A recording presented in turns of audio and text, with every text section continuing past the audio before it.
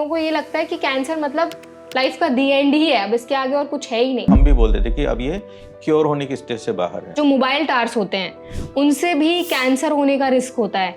That radiation is one of them. Sexual intercourse के बाद अगर किसी को ज़्यादा ब्लीडिंग होती है तो क्या ये भी ब्लड कैंसर का?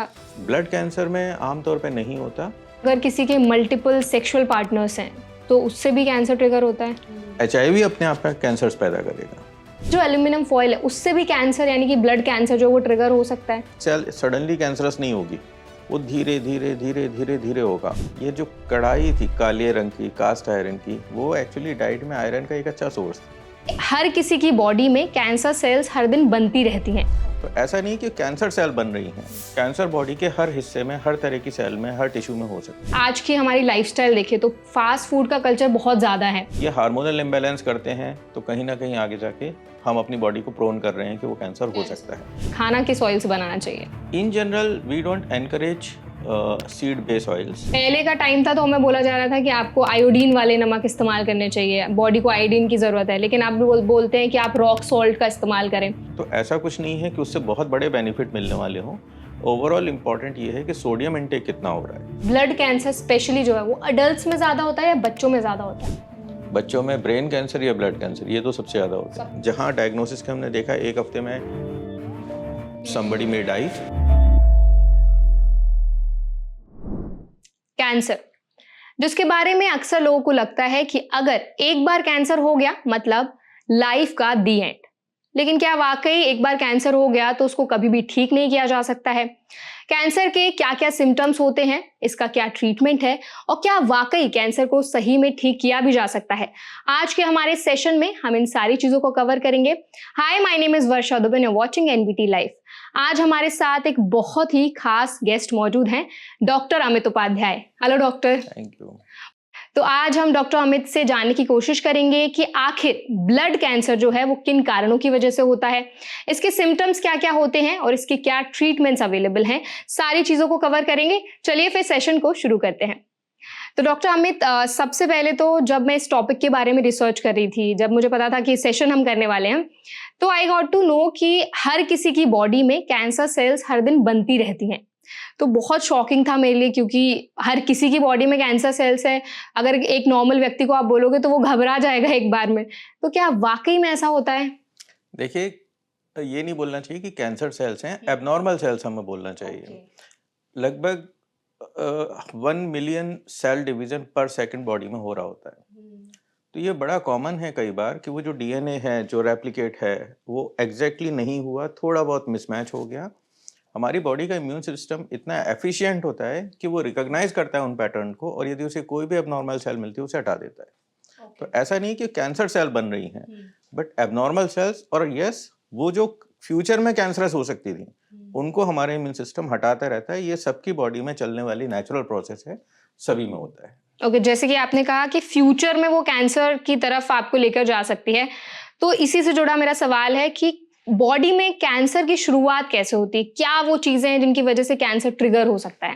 देखो, जैसे मैंने बताया, सबसे पहले तो सेल डिवीजन, एबनॉर्मल सेल्स हैं। अब किसी भी वजह से मान लीजिए वो कुछ सेल्स इम्यून सिस्टम नहीं पहचान पाया, या समहाउ वो सेल्स कामयाब हो गए इम्यून सिस्टम को धोखा देने में, वो इवेड कर गई उस सिस्टम को, और वो बॉडी में कहीं ना कहीं अपना एक घर बनाती हैं, एंड दे स्टार्ट प्रोलिफरेटिंग। वो कैंसर की शुरुआत होती है।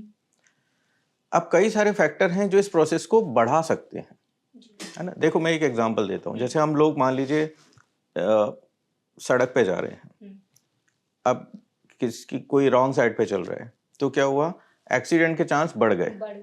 ऐसा नहीं कि होगा ही होगा, पर चांस बढ़ गए।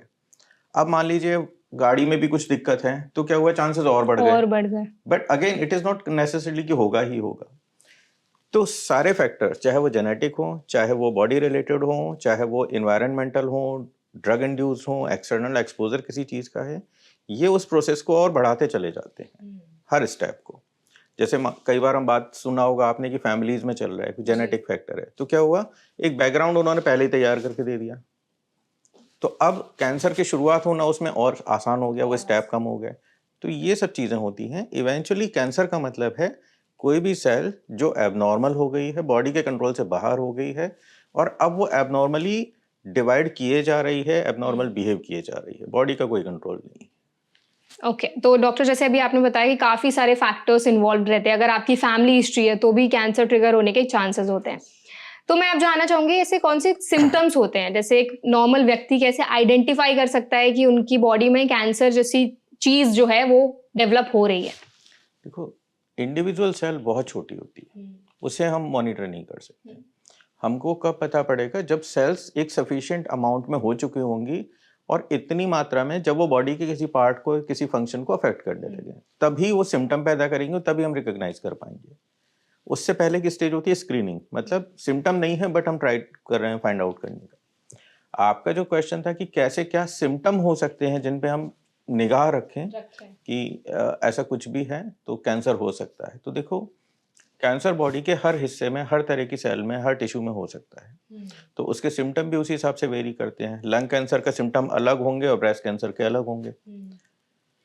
तो कुछ कॉमन सी चीज़ें जो हम बोलते हैं कि बॉडी में कहीं भी कोई भी घाव है जो नहीं भर रहा है, कोई भी नया लंप या गठान हमने महसूस की जो बढ़ती जा रही है, और स्पेशली यदि वो पेनलेस है, कोई भी दर्द है जो नहीं ठीक हो रहा है, कोई भी कफ है जो नहीं ठीक हो रहा है, तो एसेंशियली कोई भी सिम्टम जो 2-3 हफ्ते या इससे ज़्यादा परसिस्ट कर रहा है और ठीक नहीं हो रहा है नॉर्मल दवाइयों से, वो कैंसर को हो सकता है। और अगर हम ब्लड कैंसर की बात करें तो उसके क्या सिम्टम्स होते हैं? देखिए, ब्लड कैंसर में हमें यूजुअली सिम्टम होंगे ब्लड कैंसर, ब्लड से रिलेटेड, जैसे हीमोग्लोबिन की कमी हो सकती है। तो हीमोग्लोबिन की कमी से थकान होती है शरीर में, हम चलने पे तुरंत हाँफने लगते हैं। सबसे पहली शुरुआत होती है, स्पेशली सीढ़ियाँ नहीं चढ़ पाते, सीढ़ियाँ चढ़ने में थकने लगते हैं। दूसरे ब्लड का कंपोनेंट है प्लेटलेट। तो जब ब्लड कैंसर होंगे, जब वो बढ़ते हैं, तो वो हीमोग्लोबिन को कम करेंगे, वो प्लेटलेट को कम करेंगे, और प्लेटलेट की कमी से ब्लीडिंग होगी।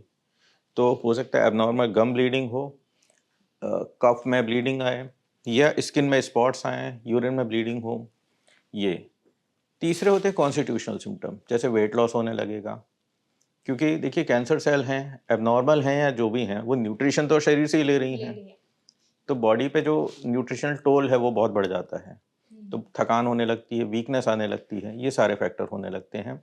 ब्लड कैंसर में स्पेसिफिकली कई बार हमें लंप्स फील होने लगते हैं, स्पेशली आर्मपिट में, गले में, टॉन्सिल में, लिम्फ नोड्स बोलते हैं हम उनको, ये हो सकते हैं। लिवर या स्प्लीन नाम का एक ऑर्गन होता है, वो बढ़ सकता है, तो पेट में यदि वो स्प्लीन बढ़ेगी तो हमें लगेगा यहाँ वजन पड़ा हुआ है बहुत सारा, हम खाना खाते हैं तुरंत भरा भरा लगेगा, दीज थिंग्स, ये कॉमन सिम्टम्स हैं। डॉक्टर अगर किसी को, जो आपने सिम्टम्स की बात की, अगर इनमें से कोई भी सिम्टम्स दिख रहे हैं, उन्हें महसूस हो रहा है, तो क्या क्या उसके लिए टेस्ट कराए जाते हैं?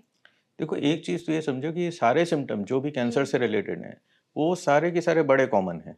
अब जैसे हमने बोला शुरुआत में क्या होगा, सिर्फ थकान होगी, बट वो तो मल्टीफैक्टोरियल है, बहुत सारे लोगों को हो रही होगी। तो ऐसा नहीं कि हर थकान की वजह कैंसर ही होने वाला हो, बट कोई भी सिम्टम जो एक्सप्लेन नहीं हो रहा है अदरवाइज, मतलब जिसका आपको रीजन नहीं समझ आ रहा है कि क्यों हो और रहा वो है, परसिस्ट कर रहा है, बढ़ रहा है, वो रिप्रेजेंट कर सकता है कैंसर कैंसर। को। ये इम्पोर्टेंट है।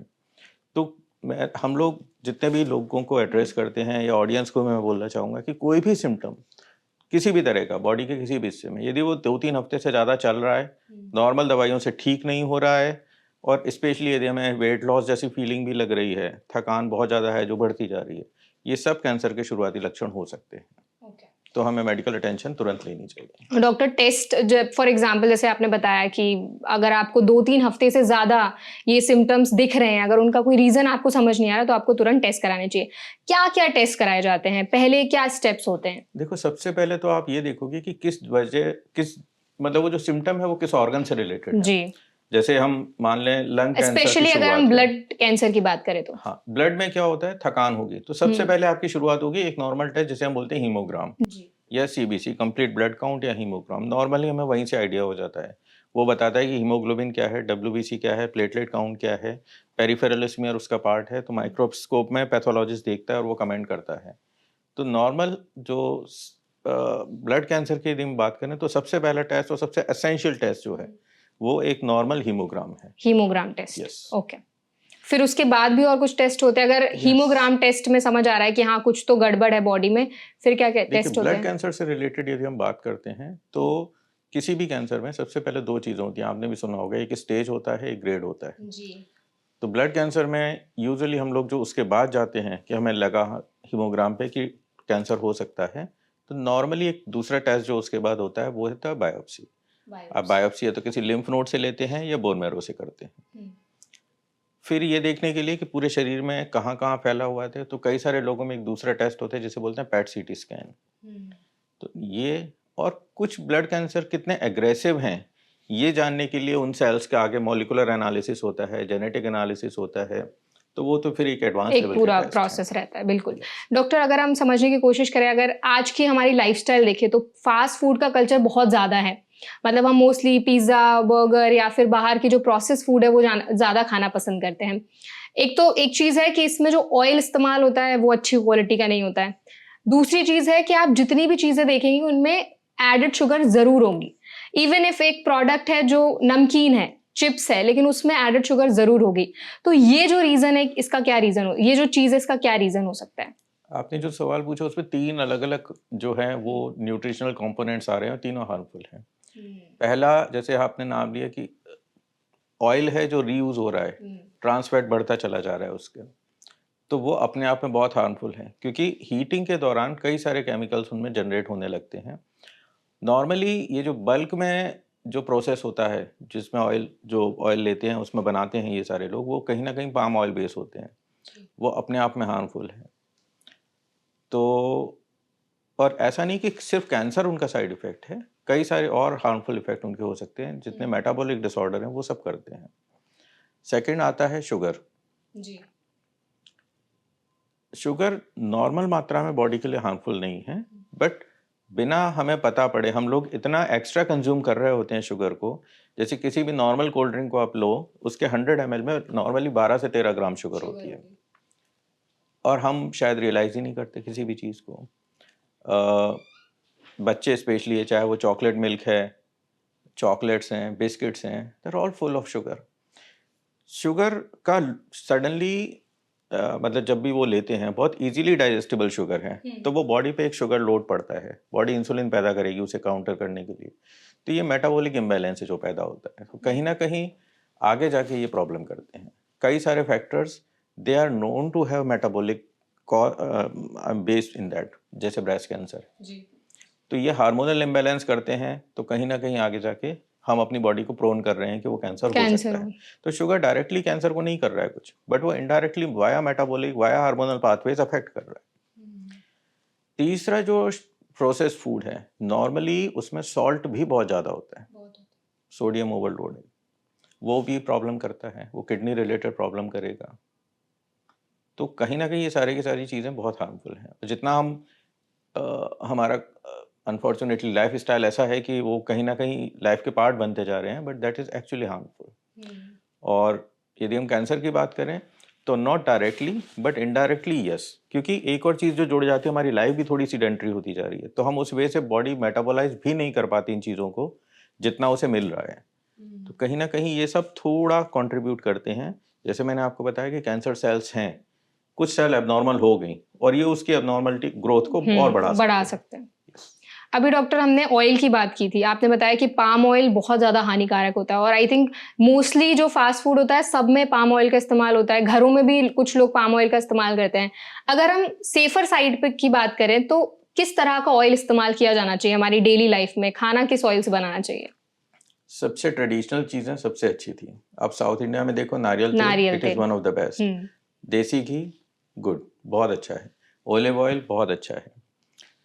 In general, we don't encourage seed-based oils, but yes, यदि हमें ज़रूरत पड़े तो mustard oil is still good, preferably cold press जो मिलते हैं। ये थोड़े से ऐसे हैं जो एक्सेप्टेबल हैं, बाकी बहुत थोड़ी मात्रा में यदि हम ले रहे हैं तो चलेगा, मिक्स एंड मैच कर सकते हैं, दैट इज़ ऑल्सो ट्रू, क्योंकि ऑयल में ओमेगा 3 और ओमेगा 6 फैटी एसिड्स होते हैं, उनके रेशियो का इम्बैलेंस होगा तो वो भी प्रॉब्लम करेगा। तो ये जो 3-4 मैंने नाम लिए, दे आर प्रीटी सेफ, उनको यूज़ करें, और कभी कभी कुछ भी यूज़ कर सकते हैं, but not on a regular basis. Doctor हमने अभी ऑयल की बात की, अब मैं चाहूँगी जैसे अभी आपने बोला था कि सोडियम बहुत होता है जिन नमक में, वो आपको इस्तेमाल नहीं करने चाहिए। पहले का टाइम था तो हमें बोला जा रहा था कि आपको आयोडीन वाले नमक इस्तेमाल करने चाहिए, बॉडी को आयोडीन की ज़रूरत है, लेकिन आप बोलते हैं कि आप रॉक सॉल्ट का इस्तेमाल करें। तो किस तरह का सॉल्ट हमें इस्तेमाल करना चाहिए? देखो, आयोडीन सॉल्ट जो है इंडिया में लगभग जब शुरू हुए था ऑलमोस्ट 50 ईयर बैक, उस वक्त हमारे सामने समस्या थी गॉइटर की, जो बड़ा प्रिवेलेंट था। और उस वक्त ये पाया गया कि यदि नमक को फोर्टिफाइड कर देते हैं आयोडीन से, तो बहुत आराम से आयोडीन सबको मिल रही है, तो वो गॉइटर की समस्या भी खत्म हो रही है। तो वहाँ पे हमारा पर्पस दूसरा था। अब जो हम बात कर रहे हैं कि लोग बोलते हैं कि रॉक सॉल्ट पे वापस आ जाएं, तो ऐसा कुछ नहीं है कि उससे बहुत बड़े बेनिफिट मिलने वाले हों। ओवरऑल इम्पॉर्टेंट ये है कि सोडियम इनटेक कितना हो रहा है। यदि वो हमारा एक्सेप्टेबल है, 5 से 10 ग्राम तक नमक हम यूज़ कर रहे हैं डेली दिन में, पर डे। यस, वहाँ तक सेफ है। रॉक सॉल्ट नेचुरल है, तो कुछ लोग बोलते हैं कि probably that is a better way, हम आयोडीन एक्सपोजर जो हमारा है उतना नहीं चाहिए हमको। प्लस रॉक सॉल्ट में एडेड मिनरल्स भी होते हैं जो रिफाइंड नमक में हटा दिए जाते हैं। तो देख, वो क्लेम करते हैं कि शायद ये अच्छा अल्टरनेटिव हो सकता है। ऐसा कुछ नहीं है, उसका कोई बहुत बड़ा या बहुत स्ट्रॉन्ग मेडिकल रीज़न है। It's up to your choice, but sodium intake जो है वो कंट्रोल में रहना चाहिए। आयोडीन बैलेंस अमाउंट में रहना चाहिए। आयोडीन इम्पॉर्टेंट है शरीर के लिए, तो जहाँ पर आयोडीन की डेफिशिएंसी है, वहाँ पे तो हम बोलेंगे बिल्कुल आयोडाइज्ड नमक ही चाहिए। बट अब जैसे हम लोग प्लेन्स में हैं या हमारा खाना वेरिड है, अलग अलग मल्टीविटामिन्स और कुछ ले पा रहे हैं, तो हमें उतनी ज़रूरत नहीं है। तो यदि चाहें तो रिप्लेस कर सकते हैं। बट जो हिली एरियाज़ हैं जहाँ आयोडीन नहीं मिलता है, कमी है, वहाँ पे तो हम बिल्कुल बोलेंगे कि वो उनको आयोडाइज्ड नमक ही चाहिए, क्योंकि उसके बेनिफिट ज़्यादा हैं। ओके। डॉक्टर हमने लाइफ़स्टाइल की हम इतनी बात कर रहे हैं। आजकल हम अगर आप देखें तो जब हम फूड पैक करते हैं तो मोस्टली लोग एल्यूमीनियम फॉइल का इस्तेमाल करते हैं। आजकल जब हम ऑफ़िस जाते हैं, सब लोग ऑफ़िस जाते हैं तो एल्यूमीनियम फॉइल का इस्तेमाल करते हैं। तो ये जो एल्यूमीनियम फॉइल है उससे भी कैंसर यानी कि ब्लड कैंसर जो वो ट्रिगर हो सकता है? देखो, बहुत रिमोट चांस है। एक्चुअली इट्स एल्यूमिनियम फॉइल, ये हम बात करें या कोई भी करें, प्रॉब्लम ये है कि एक्सपोजर एक जगह नहीं है। एल्यूमिनियम का बर्तन भी यूज़ कर रहे हैं, कई बार खाने में आप नॉन स्टिक। उसमें बन रहा है। नहीं, नॉन स्टिक तो अलग हो गया, उस पे तो कोटिंग है। कई बार घरों में पहले एल्यूमिनियम के बर्तन भी यूज़ होते थे, तो ऐसे एल्यूमिनियम का बहुत ज़्यादा यूज़ होने लगा था। कोई भी फॉइल है, चाहे वो एल्यूमिनियम हो या प्लास्टिक है, यदि हम उसमें स्पेशली क्या होता है ना, हम गर्म खाना रख के पैक कर देते हैं कि गर्मी बनी रहे, वहाँ पे ये चांस होते हैं कि यदि क्वालिटी अच्छी नहीं है, तो वहाँ से वो कुछ because of heat chemicals release होने लगेंगे, खाने में मिलेंगे। एंड एकदम या एक आध बार में नहीं करेंगे, but if we are continuously expose, लगातार लंबे समय तक हो रहा है, तो वो अपने हार्मफुल इफेक्ट करेंगे। मतलब इससे चांसेस तो हैं कहीं ना कहीं ट्रिगर होने के। देखिए, जैसे मैंने बताया कि कैंसर का जो बेसिक है वो ये है कि हमारा डीएनए चेंज हो रहा है, नॉर्मल से एबनॉर्मल हो रहा है। नॉर्मली एक स्टेप की प्रोसेस नहीं है, मल्टीपल स्टेप्स हैं। कोई सेल सडनली कैंसरस नहीं होगी, वो धीरे धीरे धीरे धीरे धीरे होगा, और ये सारे फैक्टर उस प्रोसेस को कहीं ना कहीं पुश कर देते हैं, तो कैंसर होने के चांस बढ़ जाते हैं। That is it. और जैसे हम अगर माइक्रोवेव का इस्तेमाल करते हैं खाना गर्म करने के लिए, तो उससे भी क्या कैंसर होने के चांसेस होते हैं? देखो, माइक्रोवेव हो या जो भी अप्लायंसेस हो, कभी कभी या आप लिमिटेड उसमें यूज कर रहे हो, they are not harmful because they are meant for that. But यदि हम रेगुलरली और बहुत हाई टेम्परेचर रीहीटिंग, एक्चुअली जो है ना, मल्टीपल टाइम यदि रीहीट कर रहे हैं, तो वो वैसे भी खाना जो है उसके न्यूट्रिशनल वैल्यू कम होने लगती है। तो कभी कभार यूज करना है, वहां तक सब चीजें ठीक है। बट यदि हम बार बार करते हैं, एक ही खाने को बार बार गर्म कर रहे हैं या माइक्रोवेव कर रहे हैं लंबे ड्यूरेशन के लिए, तो डेफिनेटली उनसे फर्क पड़ने लगता है। जी डॉक्टर अभी मैंने नॉन स्टिक यूटेंसिल्स की बात की थी। आज पहले के ज़माने में हम आयरन का इस्तेमाल करते थे, आयरन में बर्तन, जो लोहे की कढ़ाइयाँ होती कास्ट थी, आयरन। हाँ, उसमें हम खाना बनाते थे। लेकिन आज जो कल्चर है वो थोड़ा शिफ्ट हो रहा है, लोग नॉन स्टिक यूटेंसिल्स का इस्तेमाल करते हैं। तो क्या ये सेफ होता है? सेफ है, बट ज़्यादा नॉन स्टिक का यूज़ करते हैं बिकॉज इट्स कन्वीनियंट क्लीन करने में। देखिए, मैं आपको बताता हूँ, एज ए हेमेटोलॉजिस्ट बहुत सारे पेशेंट्स आते हैं, स्पेशली जो रूरल एरियाज़ में हैं या वहाँ से माइग्रेट हुए, और यदि वो अनीमिया लेके आते हैं, ये जो कढ़ाई थी काले रंग की कास्ट आयरन की, वो एक्चुअली डाइट में आयरन का एक अच्छा सोर्स था। तो हम लोग तो आज भी कई बार बोलते हैं कि गो बैक टू दैट कढ़ाई, उसमें बनाओ आपको जो भी दाल सब्जी बनानी है, और बहुत हद तक आपकी आयरन की डेफिशिएंसी भी दूर हो जाएगी उससे। तो जो नॉन स्टिक है या माइक्रोवेव हैं, ये अप्लायंसेज हैं, ये हमारी कन्वीनियंस के लिए हैं। कभी कभी लिमिटेड अमाउंट में यूज़ करते हैं, they are not harmful, but excessive use, yes, it is harmful. Okay doctor, मैं जब इस टॉपिक के बारे में रिसर्च कर रही थी तो सोशल मीडिया पे काफ़ी सारे पोस्ट और वीडियोस भी मुझे ऐसे मिले जहाँ पे बताया जा रहा था कि अगर आप जो मोबाइल टावर्स होते हैं उनसे भी कैंसर होने का रिस्क होता है, तो क्या ये बात सही है? देखो, बहुत सारी थ्योरीज हैं जो बोलती हैं कि हाँ ऐसा हो सकता है, बट प्रूवन नहीं है। ओके तो जब तक कुछ कॉन्क्लूसिव एविडेंस नहीं आती है कि हाँ ये होता है, तब तक तो इट्स जस्ट अजम्पशन। जी। तो अब इतनी सारी चीज़ें हो रही हैं, that radiation is one of them. Yes, अब कितना कंट्रीब्यूट करता है, किस हद तक करता है, ये अभी नहीं मतलब इस पे 100% कोई कह सकते। पुख्ता रिसर्च अभी तक नहीं हुए? नहीं, रिसर्च हो रही है, ओके बट बहुत, जैसे हम बोलते हैं ना, एविडेंस, बहुत क्वालिटी, हाई क्वालिटी एविडेंस हो कि हाँ इससे ऐसा होता है, वो अभी तक नहीं है। ओके हमने कैंसर के काफी सारे फैक्टर्स के बारे में भी बात की, अब हम थोड़ा ब्लड कैंसर पे और ज्यादा मतलब उसके बारे में ज्यादा बात करते हैं। डॉक्टर, हम बोलते हैं, आपने लाइफस्टाइल की बात की थी, जेनेटिक फैक्टर एक हमने उसके बारे में बात की। अगर किसी के मतलब पेरेंट्स में किसी भी एक व्यक्ति को ब्लड कैंसर रह चुका है या किसी भी तरह का कैंसर रह चुका है, तो बच्चों में कितने % तक चांसेस रहते हैं कि उनको भी कैंसर हो सकता है? ये ऐसा नहीं है, आई वुड से कि हार्डली 5-10% कैंसर ऐसे होते हैं जिसका जेनेटिक बेसिस होता है। तो यदि मदर फादर में, यदि हम कुछ खास तरह के कैंसर हैं, तो बच्चों में ये चांस बढ़ जाता है कि उन्हें भी कैंसर हो सकता है, बट इट्स नॉट नेसेसरी। जैसे कई सारे हैं जिनमें कोई बेसिस नहीं है, इवन ब्लड कैंसर में, जैसे सबसे कॉमन इंडिया में कैंसर है जो ब्लड का, वो CML है, chronic myeloid leukaemia. CNS families में नहीं चलता है, तो यदि मदर या फादर में किसी को है तो बच्चे को नहीं होगा वो। तो ऐसा कुछ ही है हेरिडिटरी डिसीजेज जहाँ DNA ऑलरेडी डिफेक्टिव पैदा हो रहा है, तो वो बच्चा भी DNA डिफेक्टिव लेके पैदा हो रहा है। तो वहाँ पे, जैसे मैंने आपको बताया प्रोग्राम की शुरुआत में, कि वो यदि DNA पहले से ही डिफेक्टिव है तो ये चांसेस तो काफी बढ़ जाते हैं कि जाते आगे रेप्लिकेशन में उसमें और ज्यादा डिफेक्ट आते जाएंगे, तो वो कैंसर वहाँ पे आ सकते हैं। But still I would say almost 90% cases में ऐसा नहीं होता कि यदि मदर फादर में कैंसर है तो बच्चे को टेंडेंसी ज्यादा हो।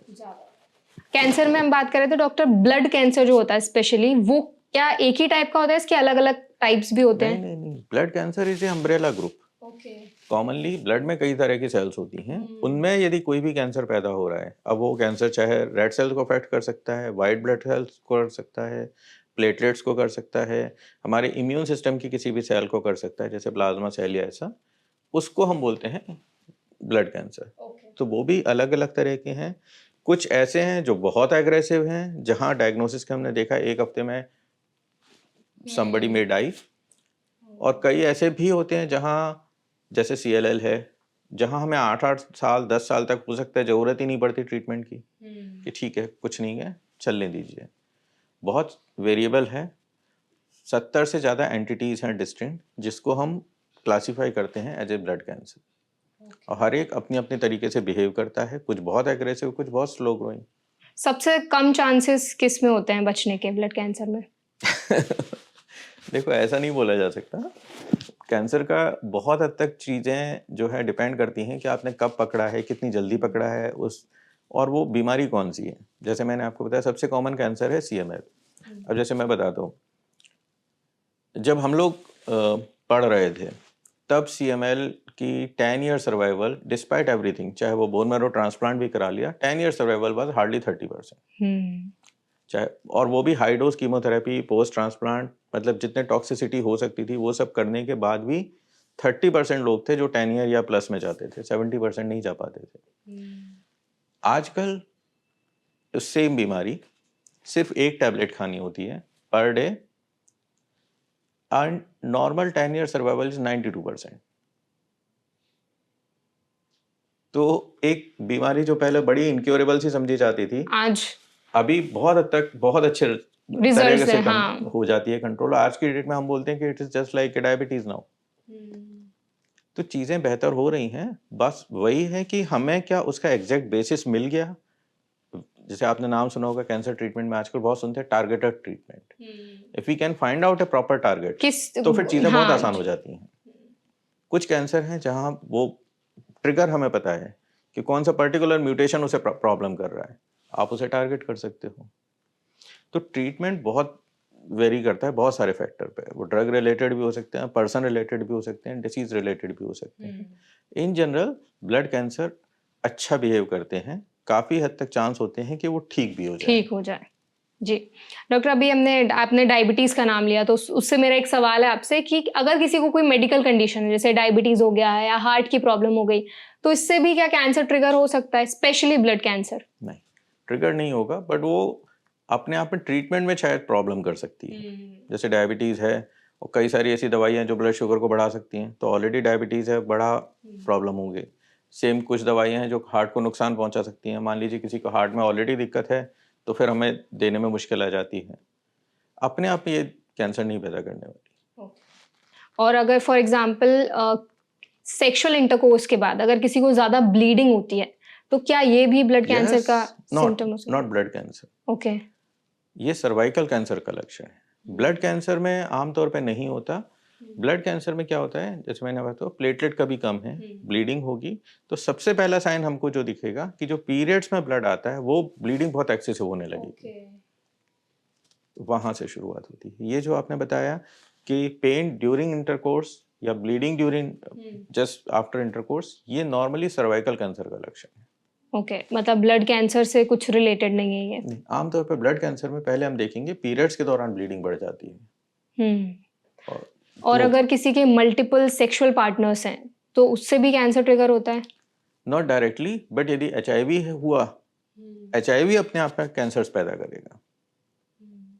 मल्टीपल सेक्सुअल पार्टनर्स मींस हम एसटीडीज का चांस बढ़ रहा है। ह्यूमन पैपिलोमा वायरस जो है सर्वाइकल कैंसर का वैक्सीन जो कॉजेटिव फैक्टर है, उसके चांस बढ़ रहे हैं, तो सर्वाइकल कैंसर बढ़ सकता है, ऐसे ब्लड कैंसर नहीं बढ़ेगा। ओके। और जो हमारे इन्वायरमेंटल फैक्टर्स है, फॉर एग्जांपल जैसे स्मोकिंग हो गया, पोल्यूशन हो गया, इनसे भी कैंसर ट्रिगर होता है? Yes, smoking probably single most सबसे बड़ा कार्सिनोजेनिक फैक्टर है इंडिया में, तो स्पेशली क्योंकि हम सबसे ज़्यादा इंडिया में देखते हैं ओरल कैविटी कैंसर। तो स्मोकिंग, या जैसे हम बोलें कि निकोटिन, चाहे वो स्मोकिंग के फॉर्म में हो या टोबैको के फॉर्म में हो, वो प्रॉब्लम है बहुत बड़ी। तो स्मोकिंग, अल्कोहल, दोनों प्रॉब्लम है, दोनों कैंसर कर सकते हैं।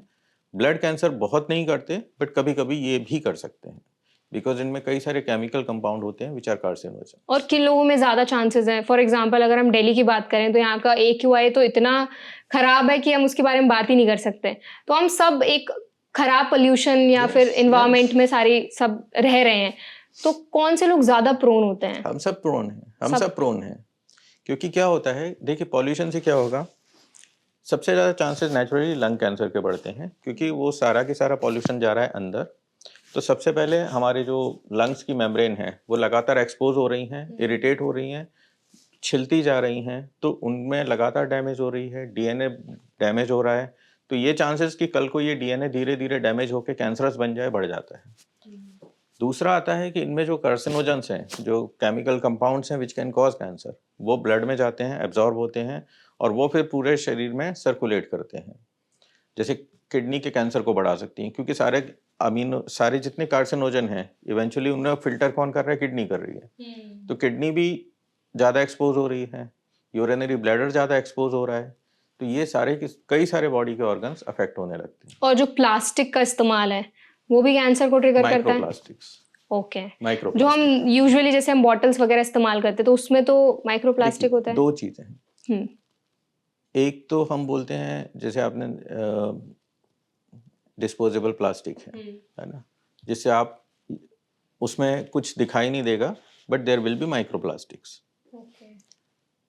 इस हद तक आप माइक्रोप्लास्टिक का जो है वो प्रिविलेंट है कि लास्ट ईयर एक स्टडी हुई थी, that was in South America, where they analyse placenta, newborn जब बेबी पैदा हो रहा है, और थिंक 68 या 67 बच्चों का प्लासेंटा एनालाइज किया, और सभी में माइक्रोप्लास्टिक, प्लासेंटा के अंदर जो सबसे प्रोटेक्टेड ऑर्गन है बॉडी का, माइक्रोप्लास्टिक वाज प्रेजेंट। तो दैट इज समथिंग जो हम अवेयर नहीं है उसके बारे में, we are all expose to that. अब वो अंदर जा रहा है, बॉडी को अफेक्ट कर रहा है, और प्रोबेबली कैंसर भी कर रहा है। अब चूंकि ये मुद्दा आया है तो अभी बहुत सारी रिसर्च इस पे हो रही है। हो सकता है अगले कुछ सालों में हम बहुत सारे इस पे देखें कि हम कैसे एक्सपोज हो रहे हैं, किन किन कैंसर्स को बढ़ा रहा है, कैसे बढ़ा रहा है।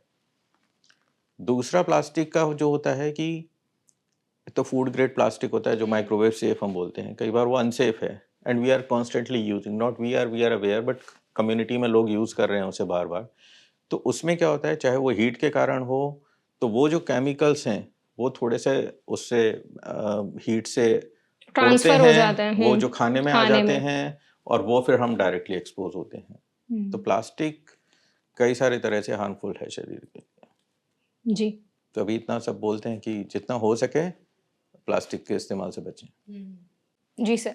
सर अब मेरा सबसे इम्पोर्टेंट सवाल आपसे है कि क्या कैंसर क्यूरेबल है?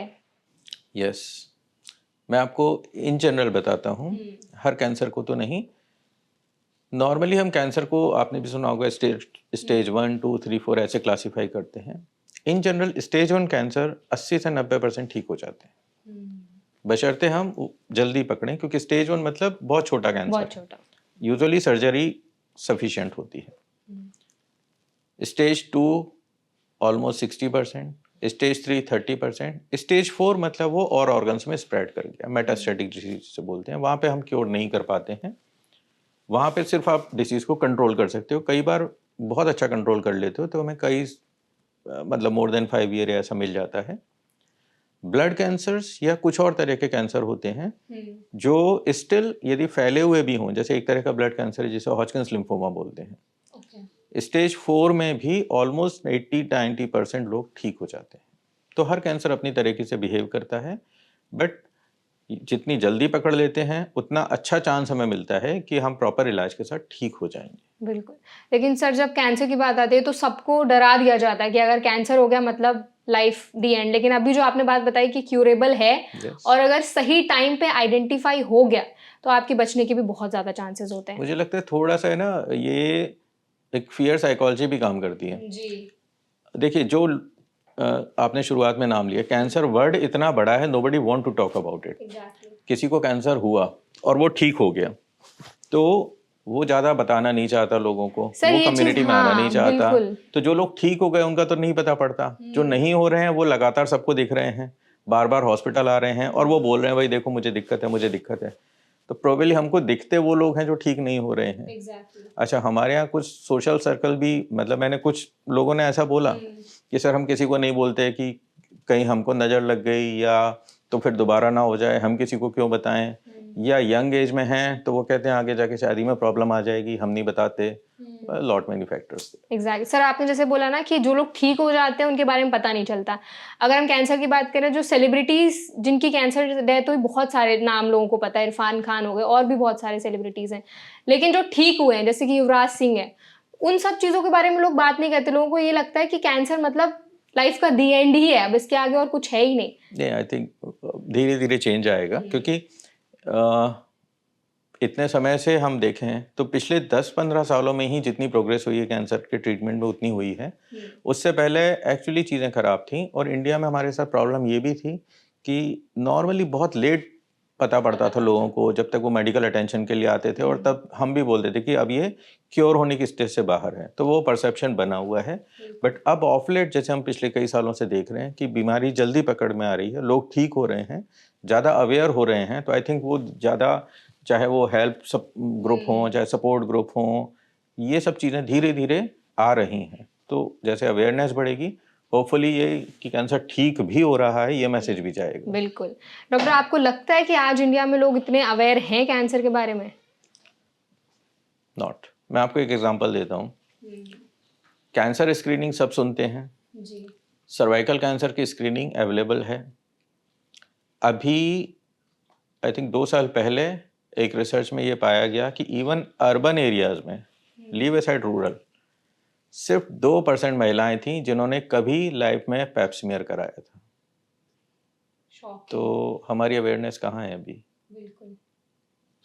आई थिंक आज के सेशन के ज़रिए हमारी यही एक कोशिश है कि लोगों को कैंसर के बारे में ज़्यादा अवेयरनेस हो, और ये जो जितना टैबू बनाया गया है ना कैंसर के बारे में, वो चीज़, एक मिथ जो है ना वो बर्स्ट हो। एंड आई होप आज का सेशन लोगों को पसंद आ रहा होगा। तो अब हम आगे बढ़ते हैं सेशन में। डॉक्टर, हमने वैक्सीनेशन के बारे में भी बात नहीं की है, तो क्या इसके लिए वैक्सीनेशन होता है ब्लड कैंसर के लिए? Not exactly blood cancer, but कुछ तरह के कैंसर हैं जिनको वैक्सीन से प्रिवेंट किया जा सकता है। हेपेटाइटिस बी का नाम सुना होगा आपने।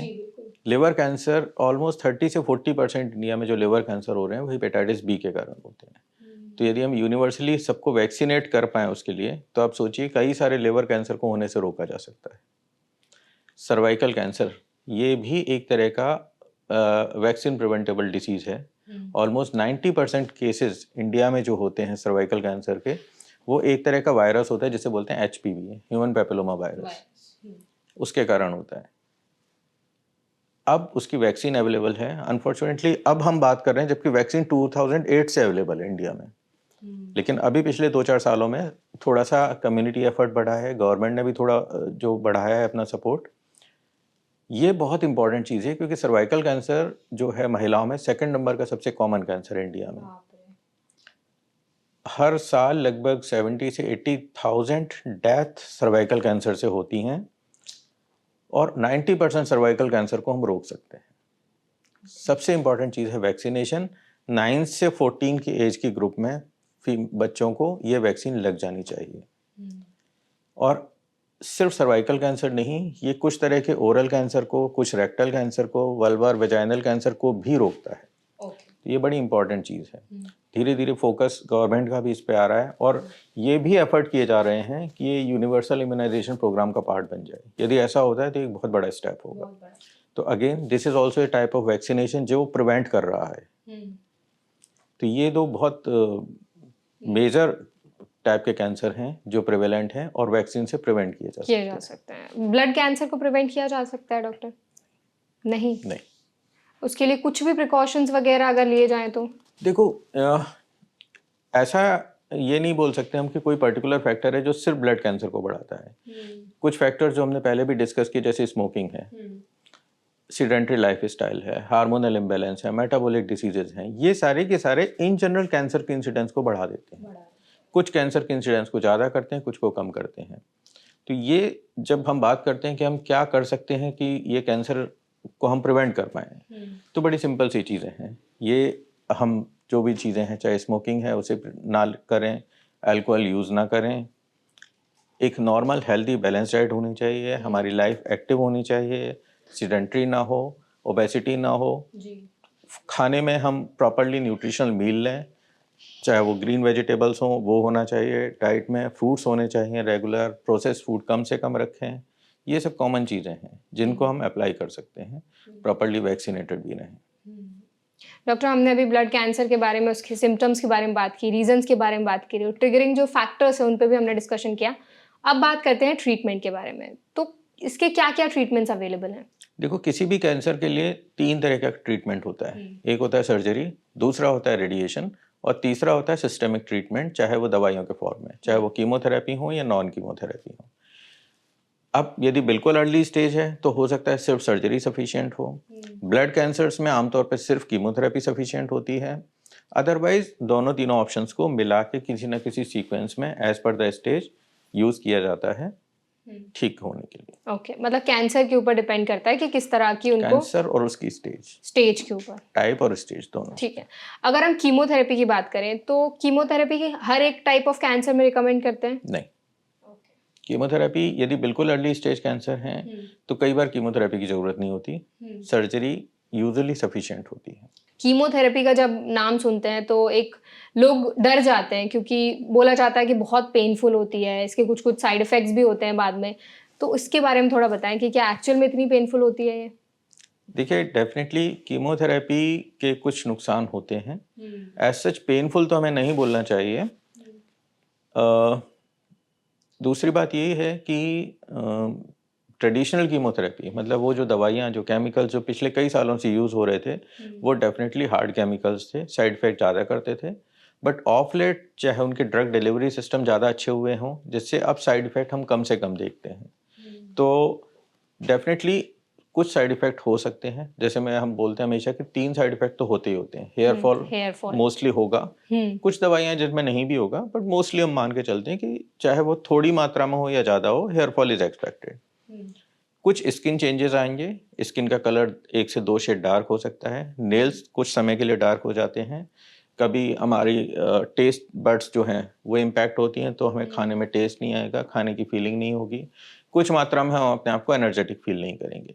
ये कुछ कॉमन साइड इफेक्ट हैं जो होते हैं। बाकी जो इनसे ऊपर जैसे और जो बात करें कि बहुत पेनफुल हो सकती हैं चीज़ें, या कभी डायरिया, कभी वॉमिटिंग, और ये आमतौर पर बहुत कम मरीजों में देखते हैं, क्योंकि अब सपोर्टिव सिस्टम बहुत अच्छे हो गए हैं। बिल्कुल। डॉक्टर, आपने कहा कि हेयर लॉस जो होता है वो सबसे कॉमन साइड इफेक्ट होता है कीमोथेरेपी का। क्या ये परमानेंट होता है या टेम्परेरी एक टाइम पीरियड के लिए होता है? टेम्परेरी नॉर्मली 4 से 6 हफ्ते के बाद जो हेयर ग्रोथ है फिर से स्टार्ट हो जाती है। और इनफैक्ट अब तो कुछ और भी ऐसे सपोर्टिव ट्रीटमेंट अवेलेबल हैं जिनको यूज़ करके हम काफ़ी सारे लोगों में एक्चुअली हेयर लॉस को भी प्रिवेंट कर सकते हैं। ओके। हम जब कैंसर के ट्रीटमेंट की बात करते हैं डॉक्टर, तो लोगों की सारी कैपिटल ख़त्म हो जाती है, लेकिन कैंसर ख़त्म नहीं होता। तो ये जो चीज़ है, क्या कोई ऐसी गवर्नमेंट स्कीम्स वगैरह हैं जो लोगों को, जो पेशेंट्स को हेल्प कर सकती है इन सब चीज़ों में?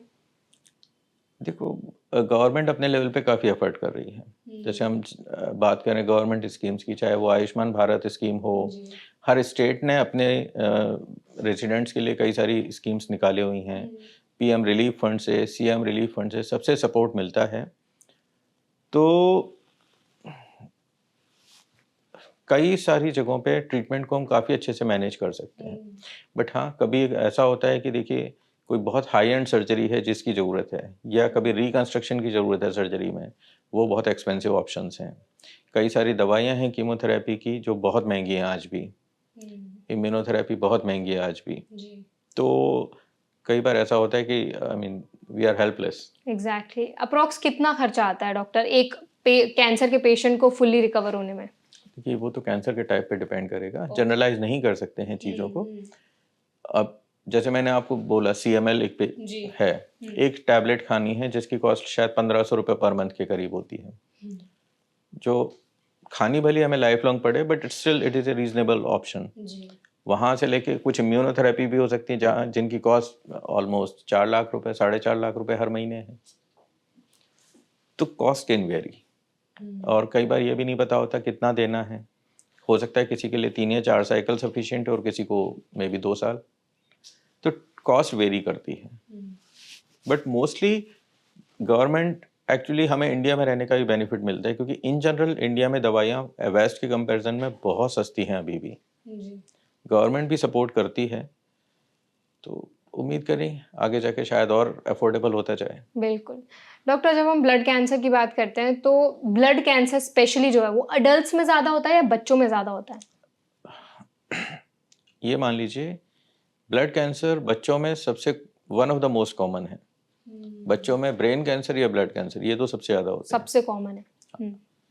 बट यदि हम ओवरऑल पॉपुलेशन की बात करें, तो चूंकि एडल्ट का, बच्चे हम नॉर्मली 14 साल तक लेते हैं, उसके बाद का सारा एडल्ट है, तो बर्डन वाइज यदि हम बात करते हैं तो ऑलमोस्ट 80% के करीब जो है वो हम एडल्ट्स में देखते हैं, 20% बच्चों में देखते हैं। बट बच्चों में इट इज़ प्रिटी कॉमन। बिल्कुल। डॉक्टर, हमने पहले लाइफस्टाइल की भी बात की थी। अभी रिसेंटली नवजोत सिंह सिद्धू, उन्होंने क्लेम किया था, उनका एक वीडियो काफ़ी वायरल हुआ था जिसमें उन्होंने बताया था कि उनकी जो वाइफ है, उनका कैंसर था और कैंसर 4th स्टेज तक आ गया था। लेकिन फिर उन्होंने उनकी लाइफस्टाइल में कुछ बदलाव किया, मतलब डॉक्टर ने बोल दिया था कि आपके चांसेस जो हैं बचने के सिर्फ 5 से 6% ही हैं। फिर उन्होंने उनकी लाइफस्टाइल में बदलाव किया, उन्होंने पूरा फॉर्मेट बताया कि काढ़ा देते थे हम उनको, पेठे का जूस वगैरह देते थे। तो ये जो फैक्टर्स है, क्या सच में इतने इफेक्टिव होते हैं? देखो, हम बहुत ज़्यादा तो उस पर नहीं बोल सकते हैं, बट हाँ कुछ जनरल पॉइंट्स जैसे हैं। सिद्धू जी ने भी ये भी मेंशन किया साथ में कि सर्जरी, कीमोथेरेपी हुआ था, बिल्कुल। तो कहीं ना कहीं कुछ रोल तो उनका भी था। दूसरी बात ये कि ये सप्लीमेंट्स हैं, तो as a supplement we are still okay, but वो सप्लीमेंट हैं और उनको हम मेन ट्रीटमेंट वो को रिप्लेस नहीं करने वाले। एक एडजुवेंट की तरह काम कर सकते हैं। यस, साइड बाय साइड आप ले सकते हैं, क्योंकि अब जैसे हम बात करते हैं करक्यूमिन, कॉमनली जैसे हल्दी है, तो ऐसा नहीं कि रिसर्च नहीं हो रही है, ऑलमोस्ट यदि हम बात करें तो 4000 से ज़्यादा ऊपर अच्छे रिसर्च आर्टिकल उस पर पब्लिश हो चुके हैं। बट अभी तक ऐसा कुछ बहुत फर्म एविडेंस नहीं है कि ये तो कई बार आ गया कि हाँ ये हेल्प कर रहा है, लेकिन किस कैंसर में ठीक, कर रहा है, हाँ। किस डोज में कर रहा है, इसके क्या साइड इफेक्ट हो सकते हैं, जिससे आप एक प्रॉपर गाइडलाइन बना सको कि ऐसे लेना है। अभी हम वहां तक नहीं पहुंचे हैं। तो शॉर्ट ऑफ दैट हम रिकमेंड नहीं कर सकते, बट यदि कोई लेना चाहता है और हमको लगता है कि ले उससे कोई साइड इफेक्ट नहीं होने वाले हैं तो ले सकते हैं। एक चीज हमेशा याद रखें, चाहे वो और कोई भी दवाई हो, हम एलोपैथी की भी बात करते हैं, चाहे वो आयुर्वेदिक हो, चाहे होम्योपैथिक हो, नेचुरल सब्सटेंस भी हो, जो आपने नाम लिए सप्लीमेंट्स, इनका भी साइड इफेक्ट सबके हो सकते हैं। तो ऐसा नहीं है कि हम उन्हें बिल्कुल ऐसा लेके चले कि इनसे कोई साइड इफेक्ट नहीं होने वाले हैं, ऐसा नहीं है। तो जो भी यूज़ करते हैं बता दें। मोस्ट लाइकली हम लोग भी बोलते हैं कि ठीक है, हमें नहीं लगता उससे कोई साइड इफेक्ट होगा, आप ले सकते हैं, बट मेन जो ट्रीटमेंट है उसको नहीं छोड़ना है, वो इम्पोर्टेंट है। लेकिन अपने डॉक्टर से एक बार जरूर Yes. कंसल्ट करें, कोई भी Yes, आप yes, हाँ yes. जो भी है उनको बता के रखें। और क्योंकि जैसे ना मैं बता दूं, बहुत कॉमनली ये जो हर्ब्स हैं, यदि हम ज़्यादा मात्रा में लेते हैं तो पेट में एसिडिटी करती है। अब मान लीजिए कोई कीमोथेरेपी ले रहा है, वो ऑलरेडी पेट छिला हुआ है, तो डेफिनेटली वो चांस हो सकते हैं ब्लीडिंग के। कभी कभी कुछ केमिकल कंपाउंड्स हैं which can interfere the action. दवाइयाँ भी केमिकल हैं, वो अपना काम कर रही हैं और हो सकता है उसको एंटागोनाइज कर रहे हों। तो ये सब चीज़ें थोड़ा ध्यान रखने वाली हैं। फील्ड इवॉल्व हो रही है, we are not against them. As of now we can say in general we are not oppose to that idea. हम भी अलाउ करते हैं कि ठीक है, हमें नहीं लगता कोई दिक्कत है, आप ले लीजिए, बट किस मात्रा में लें, कितनी मात्रा में लें, क्या इफेक्ट है, क्या साइड इफेक्ट है, दिस इज इवॉल्विंग फील्ड। तो एज ऑफ नाउ अभी रिकमेंड कुछ नहीं कर सकते उसे। धीरे धीरे समय के साथ हो सकता है चीजें बेहतर हो। बिल्कुल, एज ए सप्लीमेंट ले लीजिए। डॉक्टर एट लास्ट कोई मैसेज आप हमारी ऑडियंस को देना चाहेंगे ताकि कैंसर के टुवर्ड्स उनकी अवेयरनेस ज़्यादा बढ़े? क्या क्या फैक्टर्स है जिनका ध्यान देना बहुत ज़रूरी है? देखिए, कुछ जो चीज़ें मैंने बोली कि एक हेल्दी लाइफ स्टाइल होनी चाहिए, जो ऐसी चीज़ें हैं जिसे हम प्रिवेंट कर सकते हैं। हम सबको पता होती है कि क्या हम गलत कर रहे हैं, हम उसे प्रिवेंट कर सकते हैं तो कैंसर को पैदा होने से रोक सकते हैं। कुछ और चीज़ें जो हमेशा हैं, कुछ कैंसर हैं जिनमें स्क्रीनिंग का रोल है बहुत ज़्यादा, जैसे ब्रेस्ट कैंसर है, सर्वाइकल कैंसर है, ओरल कैविटी का है, प्रोस्टेट का है, तो वो स्क्रीनिंग रेगुलरली करानी है, बहुत इंपॉर्टेंट है। वैक्सीनेशन बहुत इंपॉर्टेंट है, वो सब की सब कराइए। कोई भी सिम्टम किसी भी तरह का है, 2 से 3 हफ्ते से ज़्यादा चल रहा है, तो अपने डॉक्टर को मिलें, उन्हें बताएं कि भाई ये कुछ कैंसर रिलेटेड तो नहीं है। और सबसे मेन बात ये कि कैंसर यदि है भी तो डरने की बात नहीं है। इम्पॉर्टेंट चीज़ ये है कि अब बहुत हद तक हम उसे ट्रीट कर सकते हैं। हम भी मानते हैं 100% में नहीं होता, पर इतना भी नहीं है कि हम सोचें कि बिल्कुल नहीं हो सकता है। लार्ज मेजॉरिटी में यदि यह जल्दी पकड़ा गया तो हम बहुत कुछ कर सकते हैं। इम्पॉर्टेंट है हम जल्दी पकड़ें और जल्दी ऑन्कोलॉजिस्ट मतलब कैंसर स्पेशलिस्ट जो लोग हैं उनको अप्रोच करें। अब गवर्नमेंट ऑफ इंडिया भी काफ़ी एफर्ट कर रही है, और अच्छी बात यह है कि जो डॉक्टर्स, जो ऑन्कोलॉजिस्ट पहले सिर्फ मेट्रोज में होते थे, अभी पेरिफेरल सिटीज़ में भी कैंसर हॉस्पिटल्स आ रहे हैं, बन रहे हैं। तो हिचके नहीं, जाएं, इलाज कराएं, चीज़ें अच्छी होंगी। Thank you so much doctor Amit, आज आपने हमें और हमारी ऑडियंस को ब्लड कैंसर पर इतनी ज़्यादा डिटेल इन्फॉर्मेशन दी। जो लाइफस्टाइल फैक्टर्स आपने डिस्कस किया, आई एम श्योर कि बहुत से लोगों के मिथ्स भी क्लियर हुए होंगे आज के सेशन के थ्रू। इसके लिए आपका बहुत बहुत धन्यवाद। Thank you. आई होप आज का सेशन आपको इन्फॉर्मेटिव लगा होगा। अगर आज का सेशन आपको पसंद आया हो तो वीडियो को लाइक करें, ज़्यादा से ज़्यादा शेयर करें, और ऐसी और भी वीडियोस देखने के लिए हमारे चैनल NBT लाइव को सब्सक्राइब करना ना भूलें।